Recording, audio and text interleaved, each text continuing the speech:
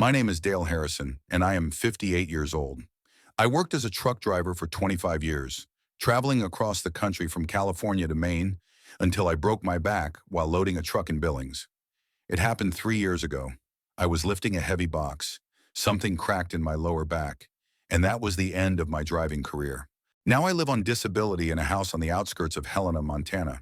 It's a small two-story house that my wife Linda and I bought 30 years ago when the kids were still young. Linda died of cancer 4 years ago, and I've been living alone ever since. We have two children, our son Blake, 35, who works as an electrician, and our daughter Kira, 32. Blake is married to a good woman named Tessa, and they have two children, Colin and Emma. But there have always been problems with Kira, especially after she divorced her husband Mark 5 years ago. On that October morning when it all began, I woke up early, as usual. My back hurt. It always does when it rains. It was drizzling outside and leaves were falling from the trees, covering the yard with a yellow carpet. I drank my coffee in the kitchen and watched the news on TV, the same old political squabbles and economic problems. Then I decided to visit my younger sister Nora. She lived on the other side of town, in a small house next to the library where she had worked for 20 years. After her husband Jim died 6 months ago, Nora became very depressed, and I tried to visit her as often as possible. Jim was a good man. He worked as a mechanic in a car repair shop and loved fishing and baseball. He had a sudden heart attack right at work. Nora was having a hard time coping with the loss. They had been married for 28 years and had no children. Nora met me on the porch with a cup of coffee in her hands. She was wearing Jim's old plaid robe, which was too big for her thin frame. Her hair was uncombed, and she had dark circles under her eyes. She looked 10 years older than her 54. "Dale, I'm glad you came," she said quietly, her voice hoarse. "Come in. The coffee is fresh." We went into the kitchen. The house smelled musty and lonely. Unwashed dishes were scattered everywhere, and empty cans of canned food stood on the table. It was clear that Nora hardly ever cooked and ate whatever she could find. "Nora, are you eating properly?" I asked, sitting down at the table. "What's the point of cooking for one?" She shrugged and poured me some coffee from an old enamel pot. I open a can of soup and I'm full. Outside the window, a light rain was falling, and the maple leaves in her yard had already turned yellow and fallen. The yard was overgrown. Jim had always kept the lawn mowed, but now the grass was knee-high. Nora was silent for a long time, then sighed deeply. "You know, Dale, I thought I'd be used to it by now. It's been 6 months, but every morning I wake up and wait for Jim to bring me coffee in bed, like he always did. 30 years in a row, can you imagine? Every morning." I nodded. After Linda died, I also couldn't get used to the empty bed and the silence in the house for a long time. Even now, I sometimes turn over at night to hug her, and there's nothing there. "At least I can distract myself at the library," Nora continued, sipping her coffee in small sips. "People come in, I check out books, I keep the catalogs. But at home, the house feels like a stranger's now. It's too big for one person. I even turn on the TV just for the noise. I sit there in the evening, and the house is so quiet that my ears ring." She got up and poured me some more coffee. Her hands were shaking slightly. Her nerves were getting the better of her. "Yesterday, my neighbor, Mrs. Green, came by. She said she could hear me talking to myself. I hadn't even noticed. It turns out that I now talk to Jim out loud. I tell him how my day went, what happened at the library. Is that normal?" "It's normal," I said. "After Linda died, I talked to her too, for about 3 months. I asked her where she put the salt, complained about the weather. It'll pass." Nora sat back down and looked at me intently with her tired brown eyes. "How are the kids?" "Blake and Kira, I haven't seen them in a while. Blake's fine. He's got a lot of work, plenty of orders. Electricians are in high demand right now. They're rewiring everywhere, building new houses. The kids are growing up, going to school. Tessa is a good wife, a good homemaker. But Kira," I paused, not knowing how to explain. "I last saw her a month ago. She said she got a job as a cashier at the supermarket on Main Street." Nora sat back down and looked at me intently. She had the kind of look that people who have read a lot and seen a lot have. "Dale, what's wrong with her? You're talking about Kira in a strange way.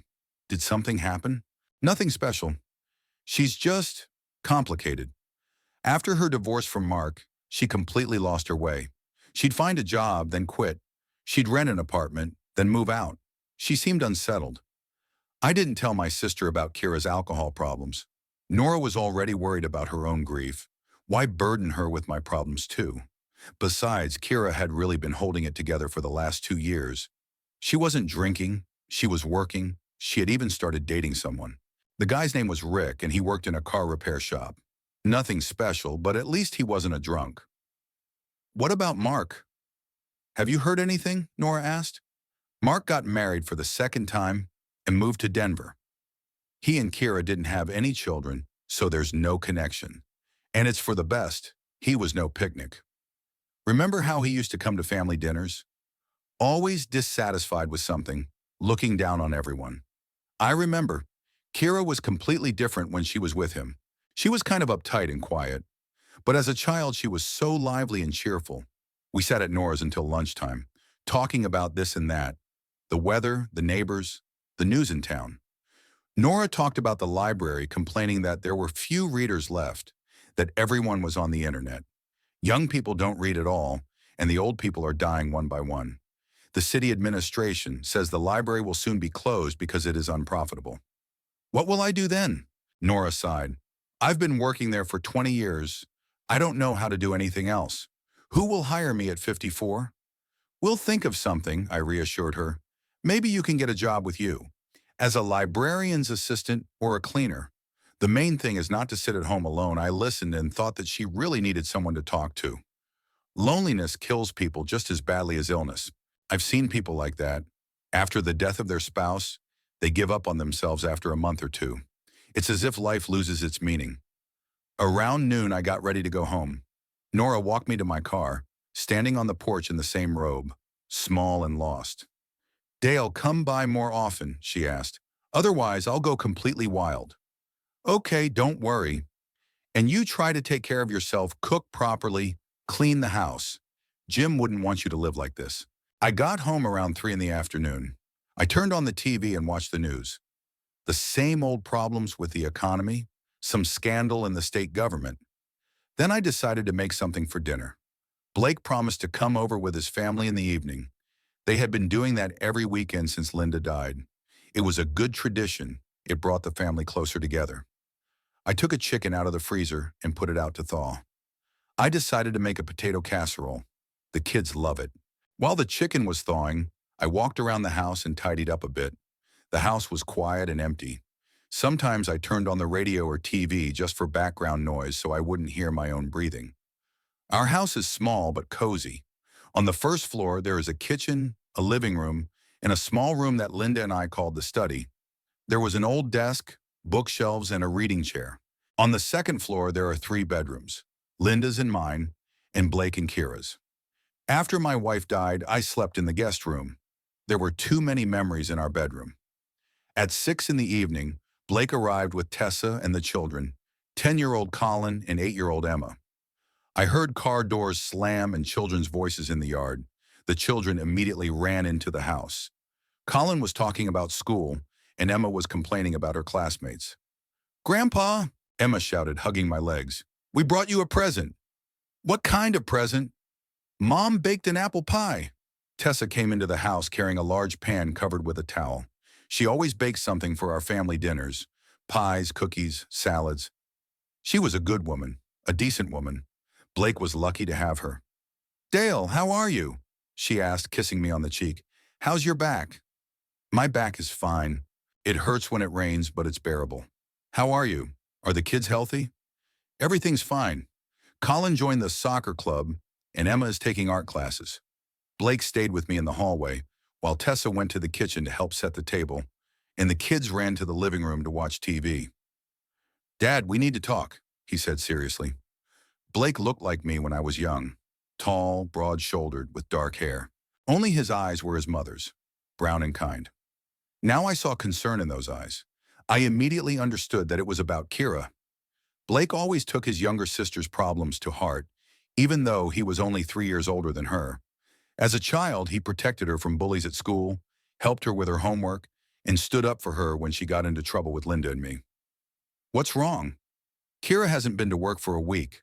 I called her boss at the supermarket, and he said she just stopped coming in. No explanation, no notice. Her phone isn't answering. My heart sank. This was a bad sign. When Kira's doing well, she is always in touch, calls regularly, and comes to visit. We went into the kitchen. Tessa was setting the table, arranging plates and cutlery, but I could see she was listening to our conversation. She knew about Kira's problems. There were no secrets in the family. Have you been to her house? I asked, taking a casserole out of the oven. I went the day before yesterday. She's not home. The door is locked. She's not answering the phone. Her neighbor, Mrs. Clark, says she saw her a couple of days ago with some men. Drunk. My heart sank. So she had relapsed after all. 2 years of sobriety down the drain. And I thought she had made it, that the past was behind her. Maybe she just... I started, but I knew there was no excuse. Dad, you know Kira, Blake interrupted. When she starts drinking, she disappears for weeks. Remember what happened 3 years ago? I remembered. Back then, the police and I searched for her for almost a month. We found her in some basement on the outskirts of town, in terrible condition. Dirty, sick, covered in bruises. Some homeless guy was lying next to her, dead drunk. After that, she was treated in a clinic, went to Alcoholics Anonymous meetings, and I thought she'd gotten over it. She didn't drink at all for 2 years, not a drop. Tessa put my casserole and her apple pie on the table and sat down next to her husband. Dale, maybe we should report her missing to the police, she said quietly. As a missing person? It's too early, I replied, although I was worried myself. Kira is a grown woman, 32 years old. The police won't do anything until 48 hours have passed. And besides, if she's drinking, she'll show up when she runs out of money. Does she have any money? Blake asked. I have no idea. The last time we spoke was a month ago. She talked about work and complained that her salary was low. Everything seemed fine. Blake nodded grimly. We called the children to the table and sat down to dinner. Colin talked about school and his new friends on the soccer team. Emma showed us her drawings. She drew a house, a tree, and a dog. It was the usual childish joy, but we adults felt heavy-hearted. When is Aunt Kira coming to visit us? Emma asked suddenly. There was an awkward pause. The children didn't know about Kira's alcohol problems. We had shielded them from it. Aunt Kira is busy at work, Tessa said. She'll come as soon as she's free. After dinner, the children went to play in the living room, and we stayed in the kitchen drinking tea and eating Tessa's apple pie. The pie was excellent, crumbly dough, juicy apples with cinnamon. But we didn't feel like eating. Our thoughts were with Kira. You know, Dad, Blake said, I think we need to look for her. We can't wait for something to happen. Last time we waited too long. Where would we look? The city isn't small. It's full of dive bars and cheap bars. Rudy can help. He still has connections in the sheriff's department. Rudy Palmer has been my best friend since high school. We played football together, served in the army together, were best men at each other's weddings. He worked as a county sheriff for 20 years and retired 3 years ago. If anyone could help find Kira, it was him. Rudy knew the city like the back of his hand, knew all the local drunks and drug dealers. I'll go see Rudy tomorrow, I agreed. I'll talk to him. Tessa looked at me sympathetically. She had beautiful green eyes and a soft face. A good mother, a caring wife. Dale, maybe we should try to get her out of this state? Put her in a hospital? Find a good doctor? I've read that there are new methods of treating alcoholism. Tess, we've already tried that. 3 years ago, she was in a private clinic in Billings for 2 months. It cost a lot of money, $15,000. And what good did it do? She lasted 2 years and then went back to her old ways. But 2 years is a good result, she insisted. That means the treatment helped. For an alcoholic, 2 years of sobriety is really a lot, Blake sighed, but relapses are inevitable. I read about it on the internet. It's a chronic, incurable disease. You can only control it. What triggered it? Tessa asked. There must be a reason why she started drinking again. I shrugged. Who knows? Maybe problems at work. Maybe she had a fight with her boyfriend. His name was Rick. Or maybe it's just autumn, seasonal depression. Any excuse will do for alcoholics. We talked a little more, then Blake and his family left for home. Tessa gave me a big hug as she left. Dale, if you need anything, call us right away. We'll help however we can. Thanks, Tess. You're good people. I was left alone in an empty house where every corner reminded me of the past.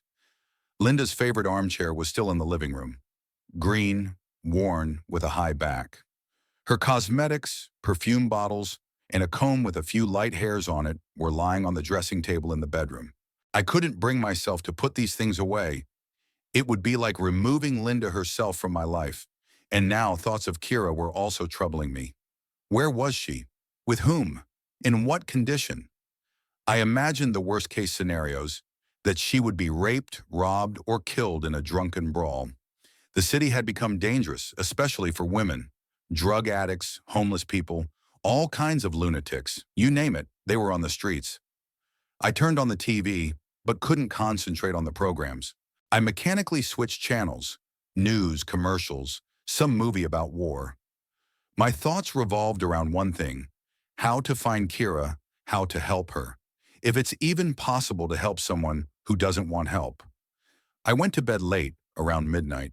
I tossed and turned in bed for a long time, unable to sleep. Outside the window, the wind swayed the branches of the old oak tree that Linda and I had planted when we bought this house 30 years ago. Back then, it was a thin twig, but now it's a huge tree. Back then, it seemed like we had our whole lives ahead of us, that our children would grow up happy and successful, that we would grow old together with my wife. But things turned out differently. Blake, of course, turned out well.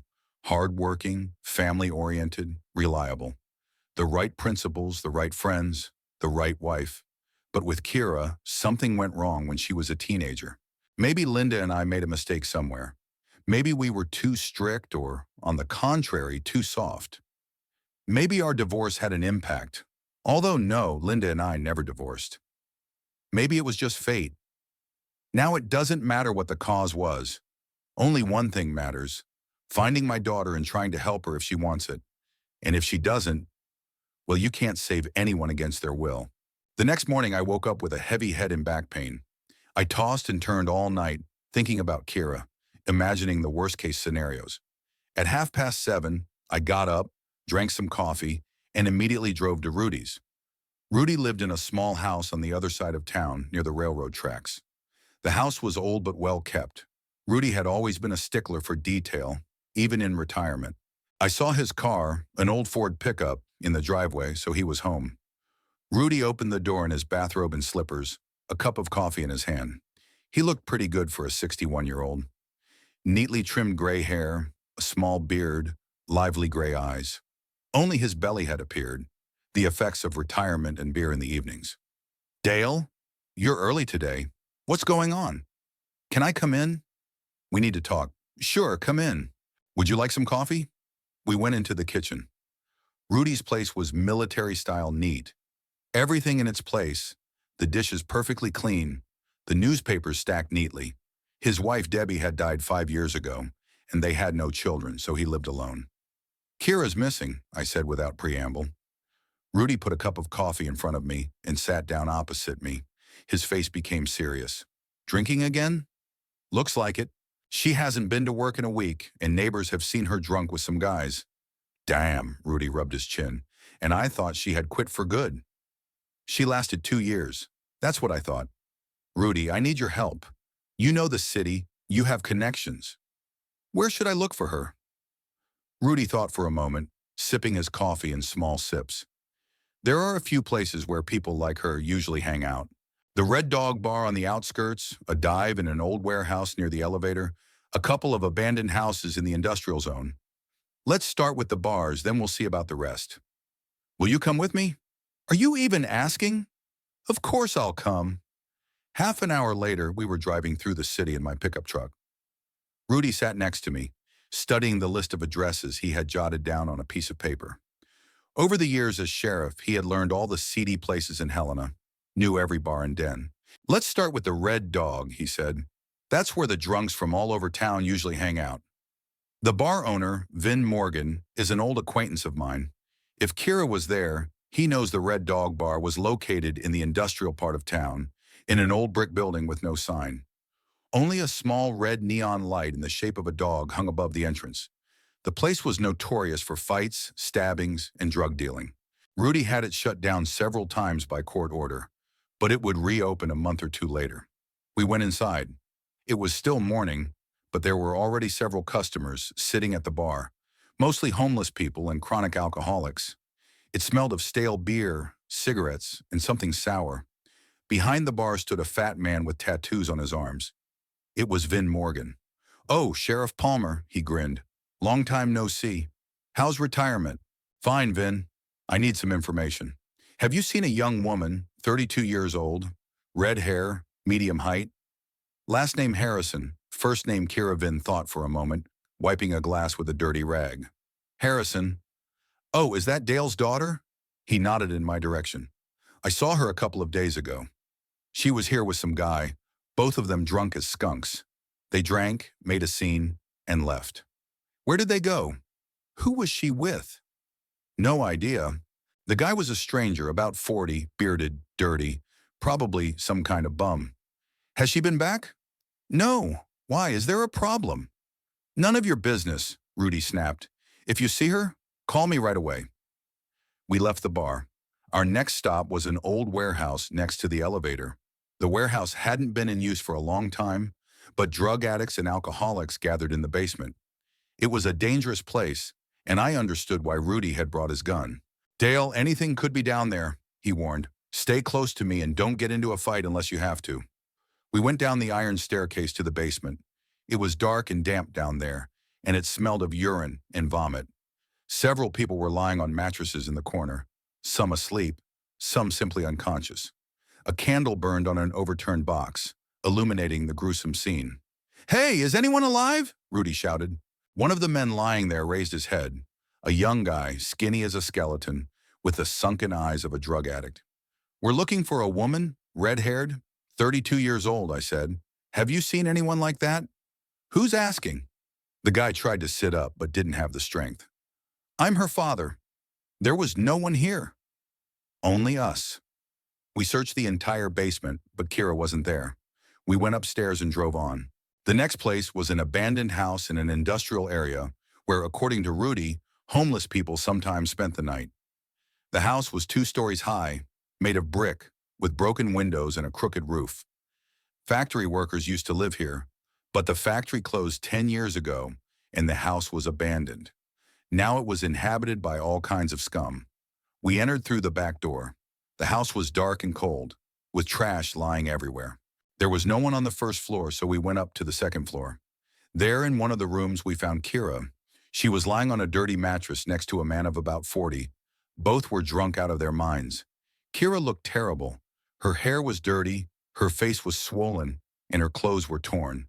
She had a bruise on her arm, as if someone had grabbed her hard. "Kira!" I ran up to her and tried to lift her up. She opened her eyes and looked at me with a cloudy gaze. "Dad, how did you get here?" "I'm taking you home." "Get up." I tried to lift my daughter, but the man next to her suddenly grabbed my arm. "Hold on, Uncle." "She's mine now. I paid for her." The man was dirty, bearded, and smelled of stale alcohol. He had tattoos on his arms and a scar on his face from his temple to his chin. "Take your hands off her," I said, trying to sound calm. "She owes me money. She's not going anywhere until she pays me back." "How much does she owe you?" $100. I reached into my pocket for my wallet, but Rudy stopped me. "Dale, don't. It's a scam." The man got up from the mattress, staggered, but remained on his feet. He was quite large, even though he was drunk. "Listen, old man, your daughter's staying here." "Now she's going to live with me?" That was the last straw. I punched him in the face as hard as I could. The man collapsed back onto the mattress, but immediately jumped up and came at me with his fists. A fight broke out. I haven't forgotten how to fight, even though I'm not young anymore. 25 years as a truck driver didn't go to waste. I had to settle disputes in bars and sort things out with loaders. But my back hurt, and I wasn't as young as I used to be. The man turned out to be stronger than he looked. He hit me in the ribs several times and once in the jaw. But Rudy didn't stand aside. He came up behind him and hit him on the head with a police baton. The man fell unconscious. "Enough lying around," said Rudy. "Let's get Kira and get out of here." We lifted our daughter off the mattress. She was semi-conscious, barely able to stand. We had to carry her to the car. Kira was muttering something incomprehensible, her head dangling like a rag doll's. Should we take her to the hospital? Rudy asked when we sat her in the back seat. No, take her home. They'll ask questions at the hospital and might report it to the police. I'll take care of her at home. Dale, she might have alcohol poisoning, or she might have taken drugs. We'll see when we get home. If she's really bad, then we'll go to the hospital. We drove to my house. Kira slept the whole way, sometimes muttering something about Mark, about work, about some money. She looked like a beaten dog, dirty, thin, with bruises on her face and arms. At home, we carried her to the guest room and put her to bed. I brought a basin of warm water, towels, and clean clothes.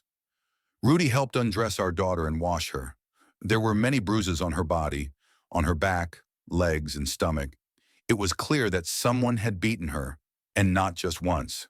Dale, someone raised their hands to her, Rudy said, examining the bruises. And recently. Yesterday or the day before. Probably that guy from the house, or someone else. Maybe we should report it to the police. For assault? What's the point? She won't say who beat her, and it's her own fault for getting involved with that scum.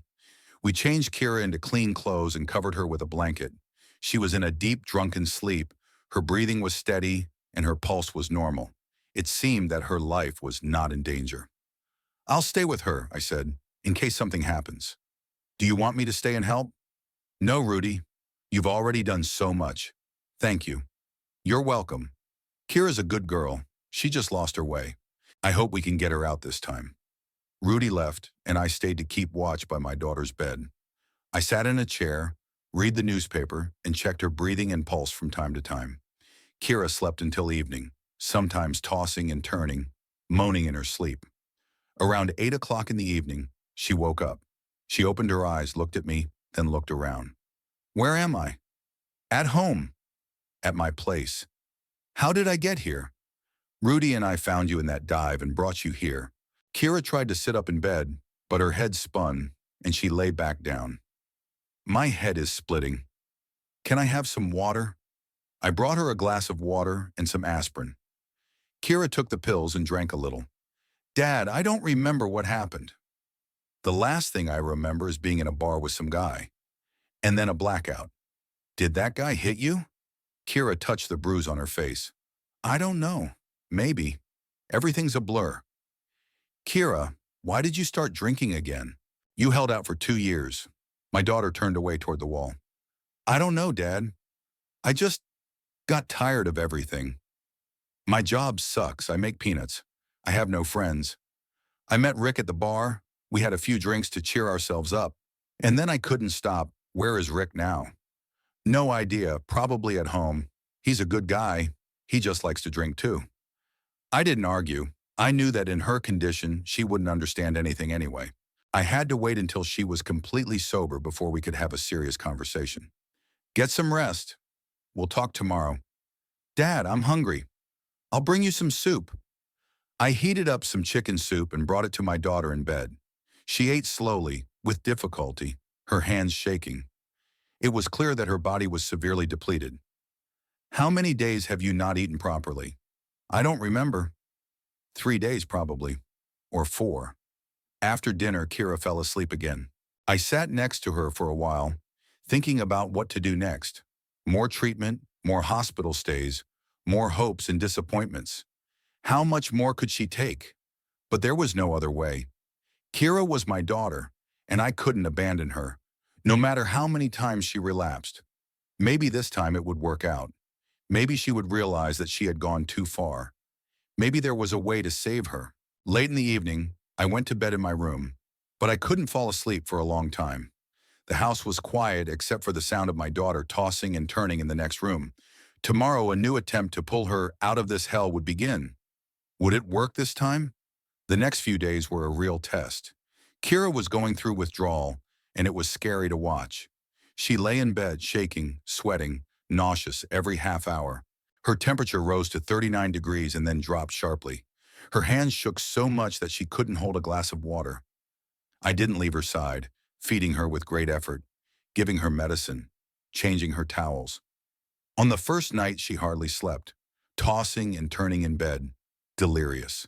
She called out names, asked her late mother for forgiveness, and cried. Several times I thought about taking her to the hospital, but she begged me not to. Dad, please don't take me to the hospital. I'll be fine at home. It's easier with you here. On the third day, she started to feel better. Kira was able to get out of bed, take a shower, and eat normally. The tremors in her hands had almost disappeared, and her temperature had returned to normal. She sat in the kitchen in her old robe, sipping tea. "How are you feeling?" I asked. "Better. My head isn't splitting anymore. Just terribly weak. It will pass. The main thing is to stop drinking." Kira nodded, but there was such sadness in her eyes that my heart ached. Blake arrived that same day. I had been calling him every day to tell him how Kira was doing. He was worried and wanted to come earlier, but I asked him to wait until the acute phase had passed. Blake entered the house with a serious expression on his face. Kira was sitting on the sofa in the living room, wrapped in a blanket. She looked better than she had 3 days ago, but she was still pale and thin. "Hi, Kira," he said, sitting down next to her. "Hi, Blake. I'm sorry you're worried about me. Don't apologize. The main thing is that you're alive and home." I made coffee and we sat down at the kitchen table. Blake was silent for a long time, then looked at his sister. "Kira, what happened? Why did you start drinking again? You held out for 2 years." Kira wrapped her arms around her cup of tea and stared at the table. "I don't know, Blake. It just all built up. My boss was bullying me at work. My pay was late. Rick, we had a fight. He said I was boring, that I wasn't interesting when I was sober. And then there's autumn, the rain. I went out to a bar one evening and ran into some old friends. I decided to have a glass of wine to lift my spirits. And then, I don't remember how it all started." "One glass," Blake shook his head. "Kira, you know there's no such thing as one glass for you. It's either no drinking at all or binge drinking." "I know," she wiped her eyes with her robe sleeve. "I thought I could control it." 2 years have passed. It seemed like the disease had receded. Alcoholism doesn't recede. It just quietens down and then rears its head again. You know that I listened to their conversation and thought about how many times we had already discussed this. After every relapse, the same words, the same promises. But what could I do? I couldn't abandon my daughter, and it was becoming increasingly difficult to believe her words. "Blake, I understand that you don't believe me," Kira said, "and I don't blame you. But this time it's different. I saw where I ended up. That den, those people. I don't want to go back there. Kira, you said the same thing 3 years ago. After rehab, you also swore you'd never drink again. But I didn't drink for 2 years. So what? You relapsed in the end." There was a heavy pause. Kira cried quietly. Blake looked out the window, and I remained silent. What could I say? My brother was right. An alcoholic's promises are worthless. "Maybe go back to the clinic," Blake suggested. "At least you'll be under the supervision of doctors there." "No," Kira shook her head. "We'll waste Dad's money, and it won't do any good. Last time at the clinic, they just pumped me full of chemicals and didn't solve any problems. I'll manage on my own. With your help." "What about work?" I asked. "You were fired." "I was fired. I'll have to find a new job." "Okay, we'll help you," Blake said. "But there's one condition. No alcohol." "None at all. And if you slip up again, we won't help you anymore." "I understand." After Blake left, Kira and I were left alone. She sat on the sofa while I read the newspaper. The house was quiet and peaceful. For the first time in a long time, I felt that my daughter was close by, alive and well. "Dad," Kira said suddenly. "What?" "I'm sorry."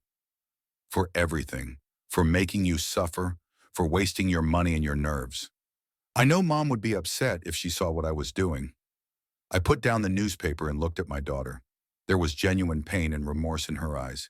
"Kira, I'm your father. No matter how many times you fall, I'll pick you up. But I'm tired of being afraid. Tired of thinking every day that you're dying somewhere in a dive bar." "It won't happen again, Dad." "I swear, you've sworn before." "But now I mean it. I realized that if I didn't stop now, I would die.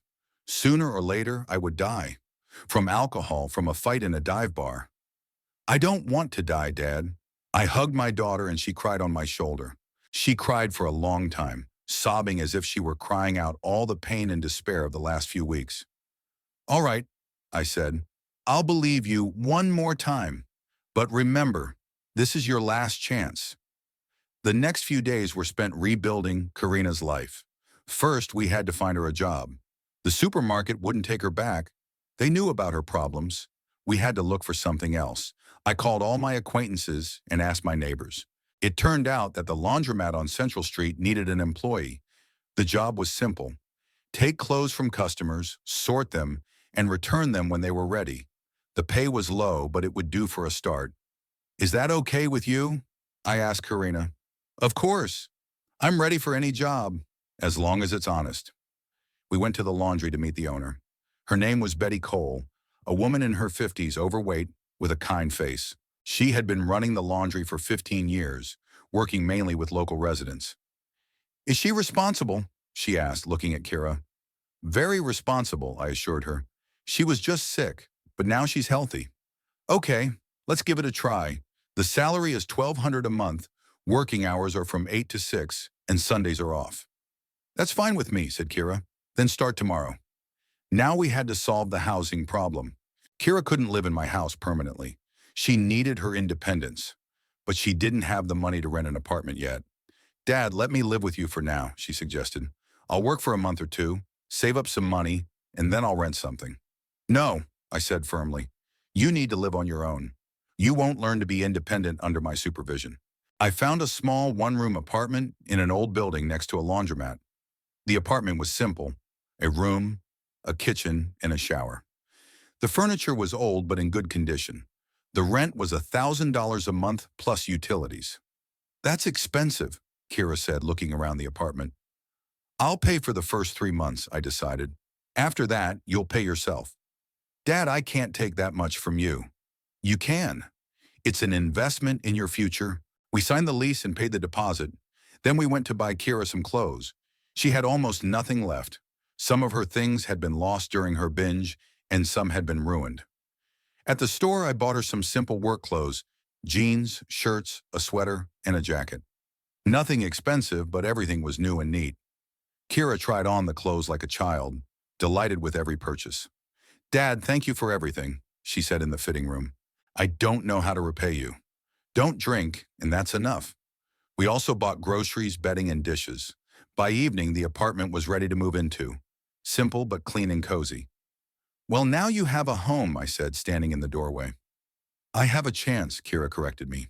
A chance to start over. On her first day of work, I drove her to the laundromat. Kira was nervous but tried not to show it. Betty greeted her warmly and showed her what to do. The work turned out to be easy, but it required attention and accuracy. In the evening, I stopped by to pick up my daughter. How's it going? I asked. Fine. Betty is a good woman, patient. She showed me everything I need to know. Tomorrow, I'll be working on my own. Are there many customers? Quite a few, mostly local residents, elderly people. They bring in blankets and quilts that can't be washed at home. I drove Kira home and helped her carry the grocery bags. Can you manage on your own? I can, Dad. I'm not a little girl anymore. If you need anything, call me right away. Okay. The next 2 weeks passed quietly. Kira went to work and called me in the evenings to tell me how things were going. Betty was happy with her new employee. Kira turned out to be punctual and diligent. On weekends, my daughter came to my place for lunch. We cooked together, watched TV, and talked. She looked better. Her cheeks were rosy, her eyes were clear, and her hands had stopped shaking. How are things in the apartment? I asked. Everything's fine. The neighbors are quiet, it's warm, and there's hot water. What else do you need? Don't you ever feel lonely? Sometimes. But better loneliness than bad company. I was proud of my daughter. It seemed that this time everything was working out. Work, apartment, normal life. Maybe the worst was behind her. A month later, Kira received her first paycheck. She came to me that same day, happy and excited. Dad, look, she said, showing me an envelope with money. I earned this myself. Honestly earned it. Well done. Now you're an independent woman. Dad, take half. For the apartment, for clothes, for everything. No, don't. Spend it on yourself. Buy something for the house. For pleasure. Then I'll make you dinner. At my place. Come tomorrow evening. The next day I went to visit Kira. She made roast chicken with potatoes, salad, and baked an apple pie. The apartment was clean and cozy, with potted flowers everywhere. "Where did you get the flowers, Honor?" I asked. "I bought them at the market. I want my home to be beautiful." We had dinner by candlelight and talked about work and plans for the future. Kira told me about her laundry customers and laughed at funny stories. For the first time in a long time, she looked truly happy. "You know, Dad," she said over tea, "I've realized something. Happiness isn't in alcohol. Happiness is in simple things. In work, in home, in the love of your loved ones." "You're right. I won't drink anymore. Not a drop. I promise you." "I believe you," I said, although deep down I still had my doubts. But so far everything was going well. Kira was working, paying for her apartment, living a normal life. The first month of her independent life passed without any setbacks. Maybe this time it would really work out. 2 months passed quickly and calmly. Kira worked at the laundromat, paid her rent on time, and called me regularly. She came to visit on weekends. We cooked dinner, watched TV, and talked about everyday things. She looked healthy and happy, had gained a little weight, and her eyes were clear. I was starting to believe that this time it had worked out. Betty from the laundry praised Kira, saying that she was a responsible worker, that the customers loved her, and that there were no problems. She even raised her salary a little, to $1,400. Kira was happy and planned to save money and buy a car. "Dad, can you believe I haven't had a drink in 6 months?" she said one Sunday as we sat in the kitchen drinking tea. "I think I've finally done it." "Don't say finally," I said cautiously. "Just keep it up." "You still don't believe me." "I believe you. But I know that alcoholism is an insidious disease. It can lie dormant for years and then reappear. That won't happen to me. I've seen where it leads." "Never again," I nodded, although deep down I remained cautious. I'd heard those words too many times. Blake also became calmer. At first he called me every week, asked about Kira, and talked to her himself. Gradually his anxiety subsided, and he stopped constantly monitoring his sister. "Maybe she really is recovered," he said one day. "People do pull themselves together sometimes." "Maybe," I agreed, not wanting to spoil his optimism. In mid-November, my birthday was approaching, the 23rd. I was turning 59. Blake suggested celebrating at my house, inviting relatives and friends.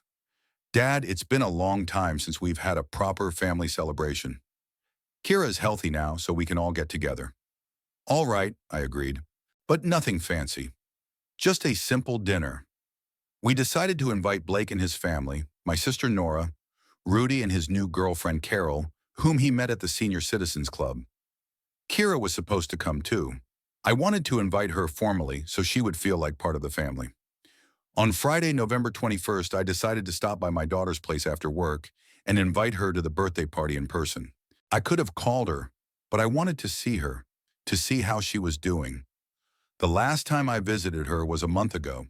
It was around 7 in the evening when I pulled up to her house. The old 4-story building looked gloomy in the evening light of the street lamps. Kira lived on the second floor. As I climbed the stairs, I heard loud music coming from her apartment. This surprised me. Kira never listened to music that loud, and the neighbors wouldn't tolerate it. I knocked on the door. The music stopped, and I heard footsteps and voices. "Who's there?" Kira's voice sounded strange, hoarse. "It's me, Dad." A long pause. Then the door opened, and I saw my daughter. She was drunk. Her eyes were cloudy, her face was red, her hair was tousled. She was wearing a dirty t-shirt and jeans. "Dad? Why are you here?" "I wanted to invite you to my birthday party," I said, feeling my heart sink. Behind Kira, I saw the apartment. There were bottles on the table, vodka, beer, wine, cigarette butts, empty cans, and food scraps were scattered everywhere. 3 men I didn't know were sitting on the couch. They were all drunk and looked at me with curiosity and aggression. "Kira, what's going on?" I asked quietly. "Nothing special. Some friends came over. We're celebrating." "What are you celebrating?" "Just Friday." I entered the apartment without waiting for an invitation. The 3 men got up from the sofa. One was about 40 with a beard and tattoos on his arms. The second was younger, thin, with metal teeth. The third was older than the others, fat, bald, wearing a dirty shirt.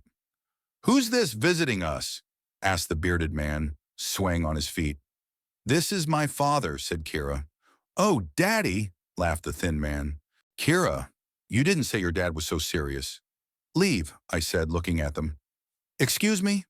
The bearded man took a step toward me. I said, "Leave my daughter's apartment. Your daughter invited us. We are guests." "Kira," I turned to my daughter, "explain to me what's going on."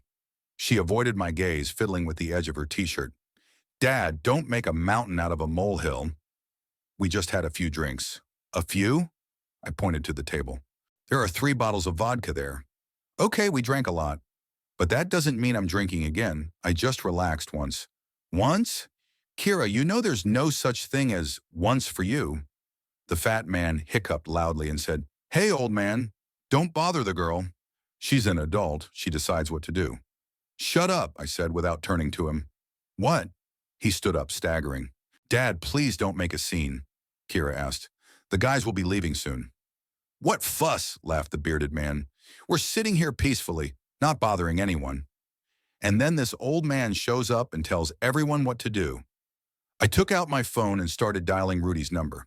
"What are you doing?" asked Kira. "Calling for help. These guys won't leave on their own." The bearded man tried to grab my phone, but I managed to pull my hand away. Rudy answered on the first ring. "Dale? What's going on? Rudy, come quickly." Kira's drinking again, and there are some guys in her apartment. "Do you remember the address?" "I remember. I'm on my way." I hung up and dialed Blake's number. "Dad?" My son's voice sounded surprised. "Blake, come to Kira's place, right away. She's lost it." "What? How has she lost it?" "I'll explain later. Just come quickly." Meanwhile, the 3 men became more aggressive. They surrounded me, and the bearded one pushed me in the shoulder. "Hey, old man, get out of here." "Kira invited us, not you." "I'm not going anywhere without my daughter. Your daughter is staying with us." "She's having fun with us, right, Kira?" Kira stood by the wall, drunk and confused. Her face showed a mixture of shame and fear. "Dad, go home. I'll come tomorrow and explain everything." "Tomorrow? Kira, look at yourself. You promised." "I slipped up once. It happens." "Once?" I pointed to the table. "How many days have you been drinking?" "3 days," she said quietly. 3 days, and you didn't go to work?" "I said I was sick." The fat man came closer, reeking of alcohol and sweat. "Grandpa, you're annoying. Go home while you're still in one piece." "Or what?" "Or I'll punch you in your old face." He swung at me, but I managed to dodge him. In my youth, working as a truck driver, I had fought many times in bars and parking lots. I still had the skills. I punched the fat man in the stomach, and he doubled over, gasping for breath. But then 2 others jumped on me. The bearded one tried to grab me by the throat, while the skinny one punched me in the back. A fight broke out. It was difficult for me. My age and bad back were taking their toll. But anger gave me strength. These bastards were getting my daughter drunk and corrupting her. "Dad, stop!" Kira shouted.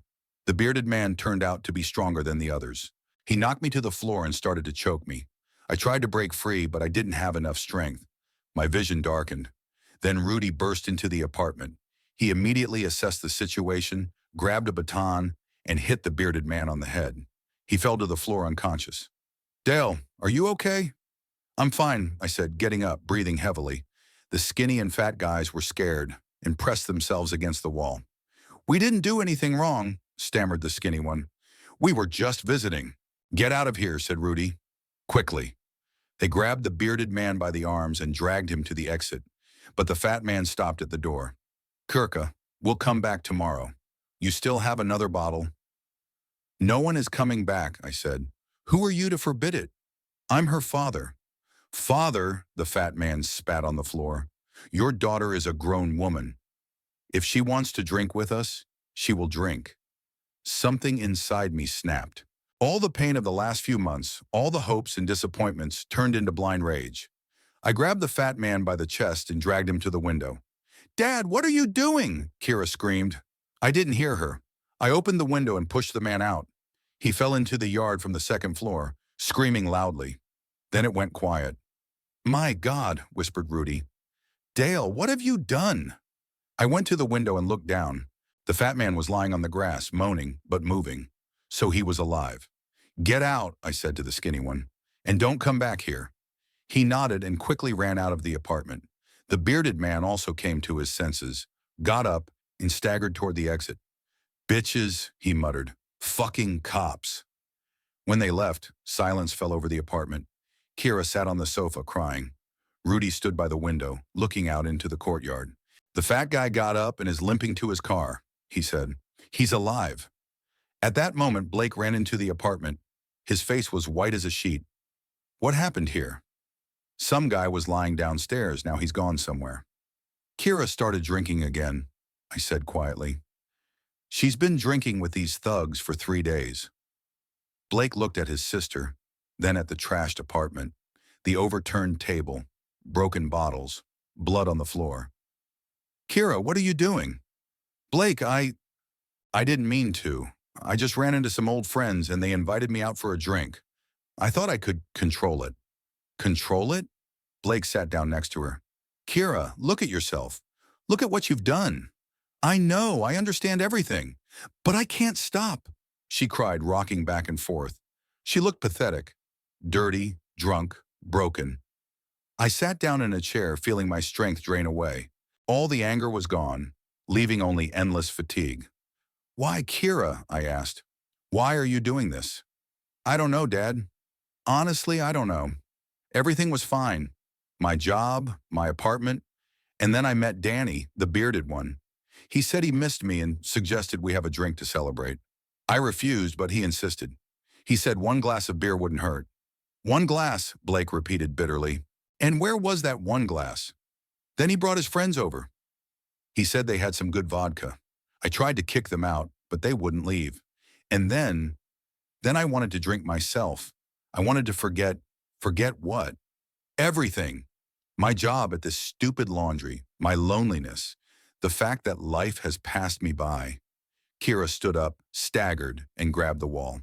I'm 32 years old, and what do I have? A job that pays peanuts, a rented apartment, no one around. All my friends are either married, drunk, or dead. And me?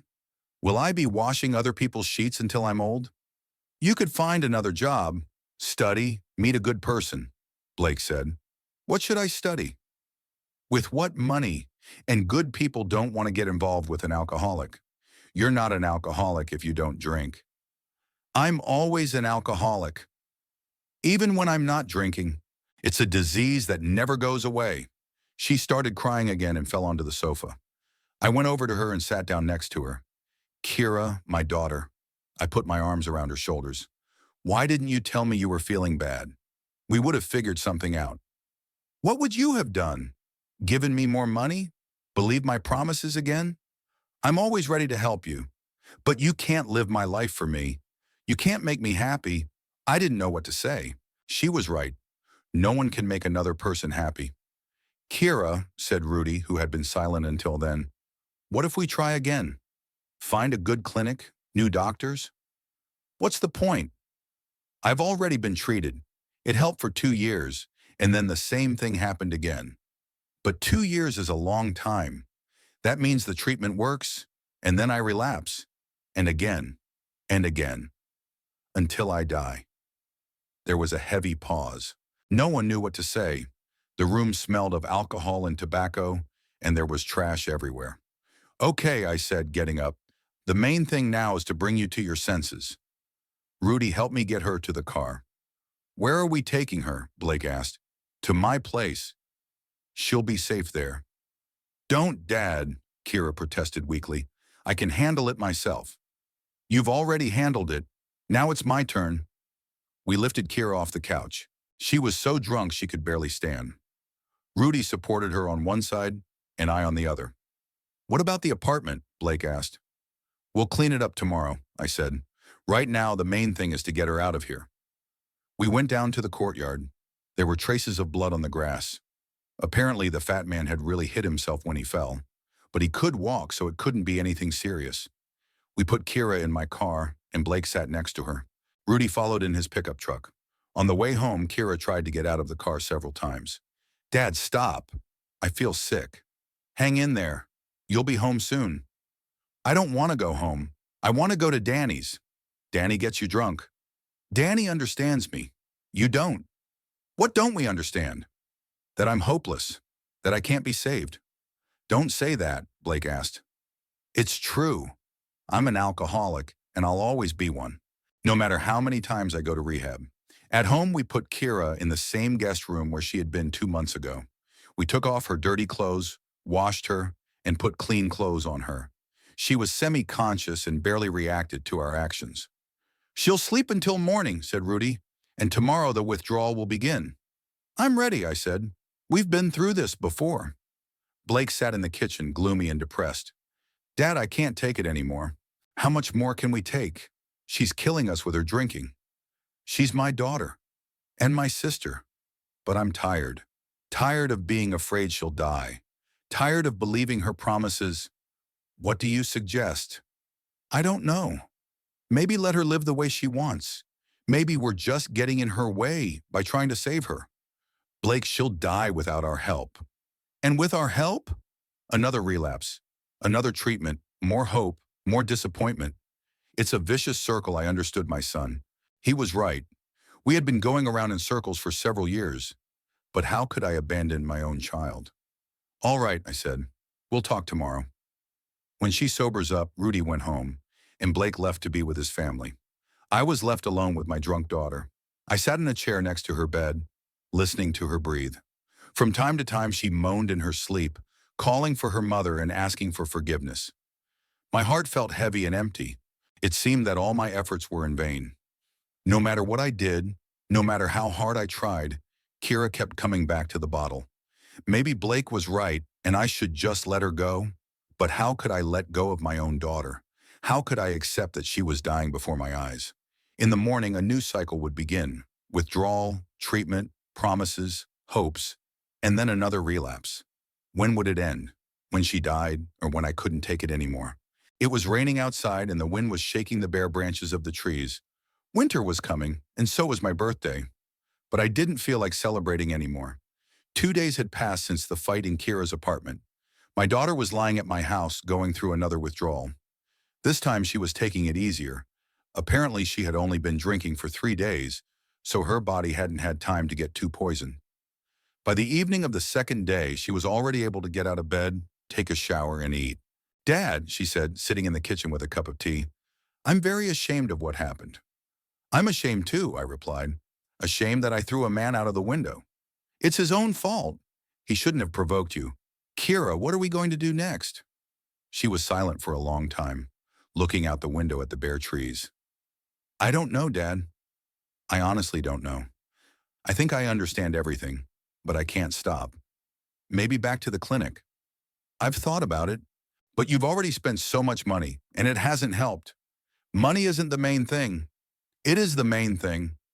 Your pension isn't much, and I just keep spending and spending. I didn't argue. Money really was a problem. 3 years ago, I paid $15,000 for treatment at a private clinic. Almost all of my savings. I didn't have that kind of money now. Okay, I said. The main thing now is to live until my birthday. The day after tomorrow is Sunday and we're having guests. You're coming, right? Of course I'm coming, and I'll behave myself, I promise. My birthday, November 23rd, fell on a Sunday. From the morning I was preparing for the guests, buying groceries, cleaning the house, preparing food. Kira helped me, looking normal, her hands not shaking. Who's coming? She asked, cutting vegetables for the salad. Blake and his family, Aunt Nora, Rudy and his girlfriend. And you. Is Blake still angry with me? He's not angry. He's upset. I see. He's doing everything right, and I'm just causing problems. There was bitterness in her voice, but I decided not to pursue the subject. A birthday is not the time for difficult conversations. By 4 o'clock, the guests began to arrive. Nora was the first to arrive. She looked better than she had a month ago. Her hair was done, she was wearing makeup, and she had a new dress. Happy birthday, Dale! She hugged me and handed me a gift. It's a book about fishing. I thought you'd like it. Thanks, Nora. How are you? Feeling better? Much better. You know, I joined a club for widows and widowers. There are such nice people there. We meet and talk. It's not so lonely. Half an hour later, Blake and his family arrived. The children immediately ran up to me with their congratulations, and Emma handed me a homemade card with a drawing on it. "Grandpa, that's you fishing," she explained. "It's a beautiful drawing. Thank you, sweetheart." Tessa brought a large birthday cake, and Blake brought a bottle of good whiskey. He congratulated me reservedly, still upset about the situation with Kira. Rudy was the last to arrive with his girlfriend Carol. Carol was a pleasant woman of about 55 who worked as a nurse in a hospital. They had met at a dance club and had been dating for 6 months. "Dale, I wish you happiness and health," Rudy said, shaking my hand, "and may all your problems be solved." We sat down at the table in the living room. I set the large table, put out the best dishes, and lit the candles. It was a beautiful celebration. The whole family together, good food, gifts. Kira sat between Nora and Blake, quiet, hardly speaking. I caught her eye several times. She looked at everyone with a kind of sad envy. She was probably thinking about how good and stable everyone else's lives were. "Dale," Nora said, raising her glass of wine, "let's drink to the birthday boy. To your health and to your children bringing you joy." Everyone raised their glasses. Kira also took her glass, but it only had water in it. She had asked for water instead of wine. "To Dad," said Blake, "for always supporting us." "To Grandpa," shouted the children. We drank, and then Kira suddenly stood up. "I want to make a toast too," she announced. "Kira, sit down," Blake said quietly. "No, I want to say it." Her voice was strange, too loud. "Let's drink to my father. To the man who has spent his whole life teaching everyone how to live." I sensed something was wrong. There was anger in Kira's voice. "Kira," I said warningly. "What, Kira?" She turned to me. "Can I tell the truth on your birthday?" "What truth?" "The truth about what a wonderful father you are. About how you control everyone around you." A tense silence hung over the table. The children stopped eating, and the adults looked at Kira with concern. "Kira, don't," Nora pleaded. "Why not?" Kira grabbed Nora's wine glass and took a big sip. "You all think I'm bad and Dad is good, but I'll tell you the truth." "Kira, you don't drink," Tessa said. "I do now." Kira finished the wine from Nora's glass and reached for the bottle. "Enough pretending." Blake tried to take the bottle from her, but she pulled her hand away. "Don't touch me. Nobody touch me." "Kira, calm down," I said. "Not in front of the children." "In front of the children?" She laughed hysterically. "But in front of the children, it was okay to discipline me with a belt? In front of the children, it was okay to yell at Mom for every little thing?" "Kira, what are you saying?" Blake asked in surprise. "I'm telling the truth." She turned to her brother. "You don't remember because you were older, so you were punished less. But Dad disciplined me until I was 14. I punished you when you misbehaved," I said. "Like any father." "Misbehaved?" Kira stood up, swaying. "I got spanked for every bad grade, every time I was late, every wrong word." "Kira, stop it," Blake said sternly. "This is not the time or place." "When is it?" She poured herself some wine from the bottle. "When can we tell the truth about our wonderful family?" Rudy got up from the table. "Maybe I should leave?" "Sit down," Kira said. "You're a friend of the family. You should know the truth. You should know what a wonderful father my dad is." "Kira, stop," I asked. "You're drunk. You don't know what you're saying." "I do know. I finally understand." She took another sip of wine. "You've controlled everyone your whole life. You drove Mom to the point where she would have left you if she hadn't gotten sick." "That's not true," I said quietly. "It's true. Mom told me herself when she was sick. She said you suffocated her with your care, your control." Those words hit me like a knife in the heart. Linda had indeed complained in recent years that I was too protective of her, but I thought I was doing it out of love. "Kira, Mom was sick. She said a lot of things." Blake defended him. "Don't defend him," Kira shouted. "You didn't see how he treated her, how he controlled her every move." "I cared for her," I said. "Cared?" Kira laughed. "You smothered her with care, and now you're smothering me. You meddle in my life, decide who I should be friends with, where I should work, how I should live." "I'm helping you," I argued. "Helping?" She moved closer to me. "You're controlling me, just like you controlled Mom, just like you controlled us when we were kids." "Kira, you're wrong," Nora said. "Dale is a good father." "Good?" Kira turned to her aunt. Aunt Nora, do you remember how he yelled at Uncle Jim for drinking beer? Jim drank too much, Nora said uncertainly. Everyone around us drank too much. Everyone was wrong. Only Dad knew how to live. The children sat with frightened faces, and Tessa hugged them, trying to protect them from the scandal. Kira, calm down, said Rudy. You're upsetting everyone. And who upset me? She shouted. Who turned me into an alcoholic? You did, I said. No one forced you to drink. You did. With your control, your lectures. She came very close. Do you know what Mom said to me before she died? What? She said, don't let Dad control you. Live your own life. Mom didn't say that, Blake objected. She did.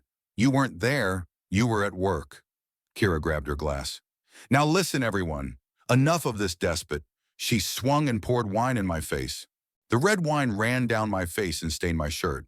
Stop complaining about everyone and meddling in other people's lives, she shouted. Everyone sat in shock. No one moved. No one said anything. The children were crying, and Tessa was holding them close. I wiped my face with a napkin and got up from the table. I'm sorry, I said to the guests. The party is over.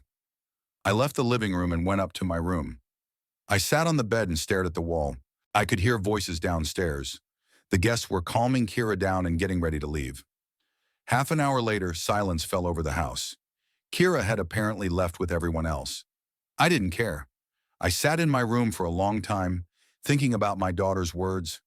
Maybe she was right. Maybe I really did control the family too much. Linda sometimes complained that I didn't give her any breathing room, but I thought I was taking care of her.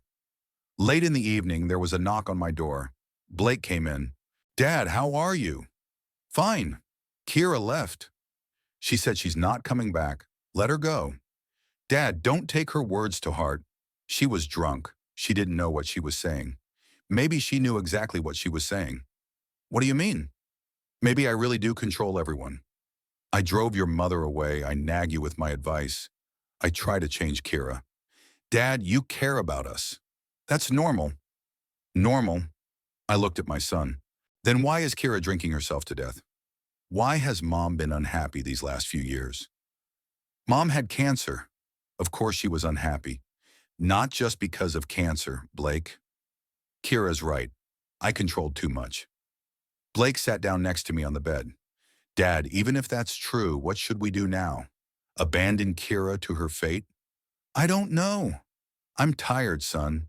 Tired of fighting her alcoholism. Tired of hoping and being disappointed. I understand. I'm tired too. We sat in silence. Outside the window, snow was falling. The first snow of the winter. Blake, what if she's right about me? What do you mean? What if I really am to blame for everything? What if my upbringing turned her into an alcoholic? Dad, lots of kids grow up in strict families and don't become alcoholics. Every person has a choice. But maybe I took that choice away from her. Maybe I suppressed her so much that she couldn't find another way to live. Blake didn't answer. Apparently, he had doubts too. The next morning on Monday, I made my decision. I waited until 11 a.m. and called Karina's landlord, Mr. Davis. Mr. Davis, this is Dale Harrison. I will no longer be paying my daughter's rent. What happened? Nothing happened. She's just a grown woman and should pay for her own housing. I understand, but I have a contract with you, not with her. If you don't pay, I'll have to evict her. Do what you have to do. Okay, I'll give her 2 days to find the money. If she doesn't, I'll evict her. I hung up the phone and felt relieved. For the first time in a long time, I decided not to help Kira. Let her live as she wants without my control. On Tuesday evening, Kira called me. Dad, Mr. Davis said you stopped paying for the apartment. Is that true? Yes, it's true. Why? Because you're right. I control too much. Now live your own life. But I don't have any money. I haven't worked for 3 days. Betty fired me. Find a job, earn some money. Dad, you can't do this. I'll be evicted tomorrow. That's your problem, Kira. You said yourself that I was meddling in your life. I won't anymore. Dad, that's not what I meant. I was drunk. I was talking nonsense. Maybe you were telling the truth. In any case, I won't interfere in your life anymore. Dad, please, give me another chance. You've had plenty of chances. I hung up. Kira called back several times, but I didn't answer. On Wednesday morning, Mr. Davis called me. Mr. Harrison, I had to evict your daughter. She couldn't pay the rent. I understand. She asked me to tell you that it's all your fault. Thanks for letting me know. On Wednesday evening, Kira came to my house. I heard her knocking on the door, shouting something. I looked out the window. She was standing on the porch, drunk, with a bag in her hands. Dad! Open the door, she shouted. I didn't open it. Dad, I know you're home. Your car is here. I sat in the living room, listening to her screams. My heart was breaking, but I didn't move. Open up, Dad! I have nowhere to go. Kira banged on the door and kicked it. You're my father. How could you abandon me? Then she started saying something else. But I wasn't listening. I covered my ears with my hands, trying not to hear her. An hour later, she stopped banging. I looked out the window. She was gone. Only her bag was lying on the porch. I went out and picked up the bag. It contained dirty clothes, an empty bottle, and some pieces of paper. One piece of paper had uneven handwriting on it. Dad, forgive me. I love you. I took the note and went back into the house. I held it in my hands for a long time, reading it over and over again. Then I tore it up and threw it away. I didn't sleep all night thinking about Kira. Where was she? With whom? In what condition? But in the morning, I still didn't answer the phone when she called. I made a decision, and I will stick to it. No more control, no more help. Let Kira live her life, whatever it may be.